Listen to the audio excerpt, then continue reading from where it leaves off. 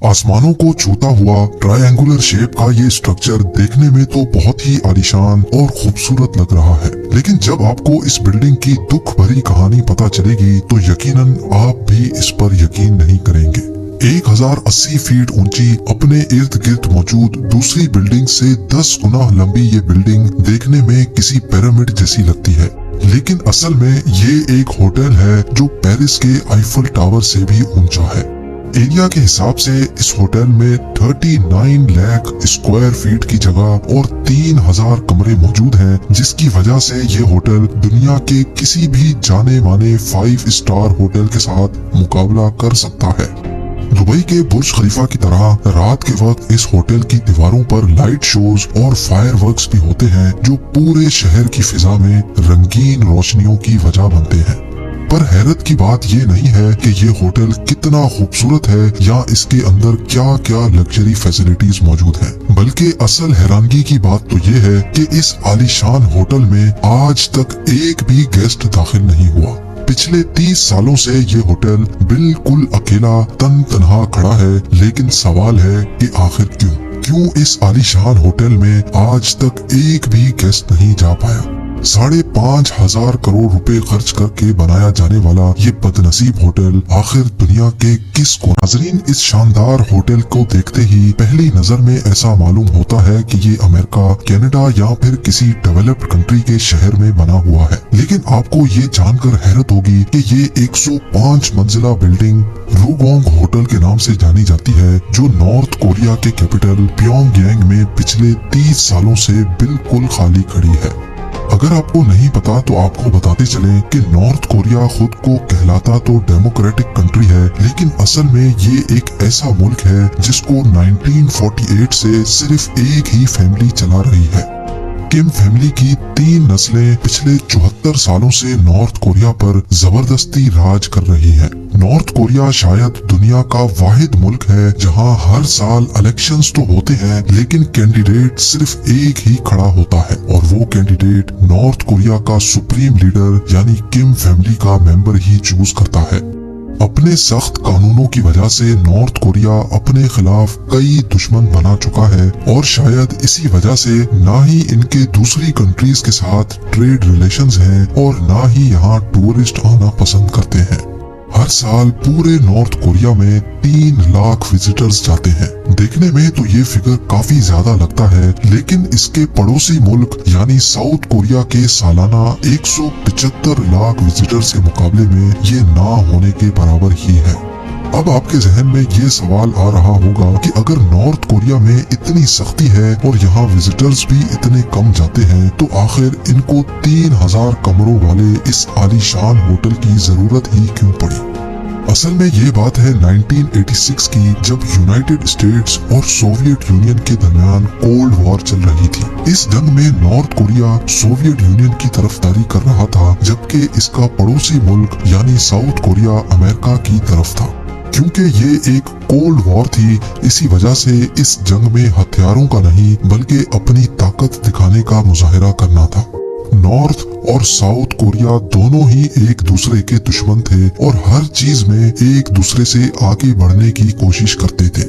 1986 में एक south Korean firm ने सिंगापुर में दुनिया का सबसे ऊंचा होटल बनाया था, जो आज स्टैमफोर्ड होटल के नाम से जाना जाता है। इसके अलावा साउथ कोरिया में 1988 ओलंपिक्स होस्ट करने की तैयारियां भी जोरों शोरों से चल रही थी। दुनिया का उस वक्त का सबसे ऊंचा होटल और 1988 ओलंपिक्स की वजह से साउथ कोरिया का पूरी दुनिया में बोलबाला था, लेकिन ये बात नॉर्थ कोरिया को किसी भी सूरत हजम नहीं हो रही थी। नॉर्थ कोरिया ने टसल में आकर अपने पास भी एक फेस्टिवल कराने का फैसला किया, जो कि असल में ओलंपिक्स का कॉपीड वर्जन था। ये फेस्टिवल 1989 में करवाया जाना था और उसमें आने वाले 22,000 पार्टिसिपेंट्स के लिए न सिर्फ प्योंगयांग का एयरपोर्ट एक्सटेंड किया गया, बल्कि 1.5 लाख लोगों के लिए एक ब्रांड न्यू स्टेडियम और 3000 कमरों का एक होटल भी बनवाने का फैसला किया। ये होटल 105 स्टोरी ऊंचा होना था, जो अनकरीब साउथ कोरिया के बनाए गए स्टैमफोर्ड होटल से वर्ल्ड रिकॉर्ड भी छीनने वाला था। ना सिर्फ इतना बल्कि उस वक्त दुनिया में सिर्फ 21 ऐसी बिल्डिंग्स थी जिनके फ्लोर्स 100 से भी ज्यादा थे और उनमें रूगोंग होटल का नाम सबसे ऊपर था। असल में आकर नॉर्थ कोरिया ने इतने बड़े बड़े हवाई फायर तो कर दिए थे, लेकिन इतना ऊंचा होटल बनाने का ख्वाब उनके गले में आ चुका था। इतनी ऊंची बिल्डिंग बनाने के लिए बेशुमार स्टील की जरूरत थी, लेकिन स्टील नॉर्थ कोरिया के पास मौजूद नहीं था। इसी वजह से उन्होंने फैसला किया कि ये बिल्डिंग सिर्फ कंक्रीट से बनाई जाएगी। क्योंकि ये बिल्डिंग सिर्फ कंक्रीट से बनाई जानी थी, इसी वजह से इसको कोन शेप दी गई और हर साइड को 75 डिग्रीज झुका हुआ रखा। इस होटल के टॉप पर वर्ल्ड क्लास रिवॉल्विंग रेस्टोरेंट और दुनिया की सबसे ऊंची ऑब्जर्वेशन डेक बनाई जानी थी। इस होटल में जो मॉडर्न फैसिलिटीज रखने का प्लान किया गया था, अगर नॉर्थ कोरिया ये बनाने में कामयाब हो गया तो ना सिर्फ साउथ कोरिया बल्कि वो पूरी दुनिया में अपनी काबिलियत साबित कर देता।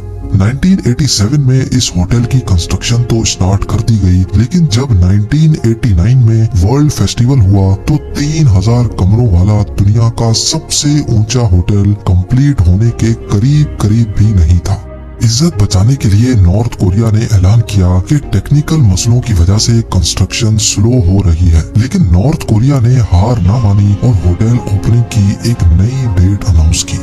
अब होटल की नई ओपनिंग डेट नॉर्थ कोरिया के सुप्रीम लीडर किम इल संग की 80th बर्थडे सेलिब्रेट करने के मौके पर रखी गई और वो थी 1992 में। कंस्ट्रक्शन का काम एक बार फिर से जोरों शोरों से स्टार्ट कर दिया गया, लेकिन किस्मत किसी भी तरह से नॉर्थ कोरिया का साथ नहीं दे रही थी। नॉर्थ कोरिया जो कोल्ड वॉर में सोवियत यूनियन का साथ दे रहा था, 1991 में सोवियत यूनियन टूट गया और नॉर्थ कोरिया की इकोनॉमी बुरी तरह से क्रैश हो गई। अब ना ही इनके पास किसी की सपोर्ट बाकी बची थी और ना ही इनके पास इतने पैसे थे कि वो इस बिल्डिंग की कंस्ट्रक्शन कंटिन्यू रख सके। लिहाजा स्ट्रक्चर को अधूरा ही छोड़ना पड़ गया और होटल की लॉन्च का ख्वाब जो नॉर्थ कोरिया ने देखा था, एक बार फिर से बीच में ही लटक गया। होटल की लॉन्च का जो वादा किया गया था वो अब दूसरी बार भी टूट गया था और दुनिया भर में नॉर्थ कोरिया का मजाक बनाया जाने लगा। अगले 16 सालों तक ये स्ट्रक्चर ऐसे ही खड़ा रहा, जो नॉर्थ कोरियन कैपिटल का व्यू अच्छा करने के बजाय उसको खराब कर रहा था, क्योंकि ना ही इस पर पेंट किया गया था और ना ही विंडो पैनल्स लगाए गए थे। एक पॉइंट पर इस पूरे स्ट्रक्चर को गिराने का फैसला भी किया गया, लेकिन इससे पूरी दुनिया में ये मैसेज जाता कि नॉर्थ कोरिया के पास एक बिल्डिंग बनाने की काबिलियत भी नहीं है। तो इसी वजह से इनके पास इस रूखे स्ट्रक्चर को ऐसे ही छोड़ने के अलावा कोई ऑप्शन नहीं था। कई सालों के बाद 2008 में एक इजिप्शियन कंस्ट्रक्शन कंपनी के साथ डील की गई, जिसमें वो अपने पैसों से होटल को कंप्लीट भी करेंगे और उसको चलाएंगे भी। नॉर्थ कोरिया का सुप्रीम लीडर किम इल संग तो अब मर चुका था, लेकिन एक बार फिर से होटल की ओपनिंग सुप्रीम लीडर की 100th बर्थडे के मौके पर 2012 में रखी गई। इजिप्शियन कंपनी ने सबसे पहले होटल पर खूबसूरत विंडो पैनल्स लगाए ताकि ये कैपिटल सिटी की खूबसूरती खराब ना करे, लेकिन जब होटल के इंटीरियर डेकोरेशन का टाइम आया तो एक और मुसीबत गले आ गई। 2011 में नए लीडर किम जोंग उन ने नॉर्थ कोरिया का कंट्रोल संभाल लिया था और उन्होंने आते साथ ही कुछ ऐसे फैसले किए जिसकी वजह से अमेरिका ने नॉर्थ कोरिया में लग्जरी आइटम्स इंपोर्ट करने की पाबंदी लगा दी थी।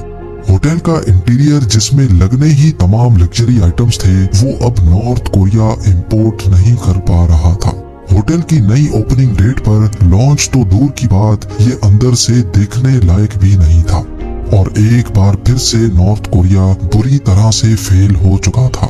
कई साल पहले जिद में आकर दुनिया का सबसे ऊंचा होटल बनाने का जो हवाई फायर नॉर्थ कोरिया ने किया था, वो अब इनके गले पड़ गया है। दुनिया का सबसे ऊंचा होटल तो दूर की बात, अब इस होटल को एक नए वर्ल्ड रिकॉर्ड से नवाजा गया है। जी हाँ, Guinness book of world record के मुताबिक ये दुनिया की सबसे बड़ी बिल्डिंग है जो बिल्कुल खाली पड़ी हुई है। आज भी इस होटल पे रात के वक्त लाइट शोज और फायरवर्क्स होते हैं, लेकिन अंदर से ये बिल्कुल बिल्कुल वीरान भूत बंगले का मंजर पेश करती है। उम्मीद है जेम टीवी की ये वीडियो भी आप लोग भरपूर लाइक और शेयर करेंगे। आप लोगों के प्यार भरे कमेंट्स का बेहद शुक्रिया। मिलते हैं अगली शानदार वीडियो में।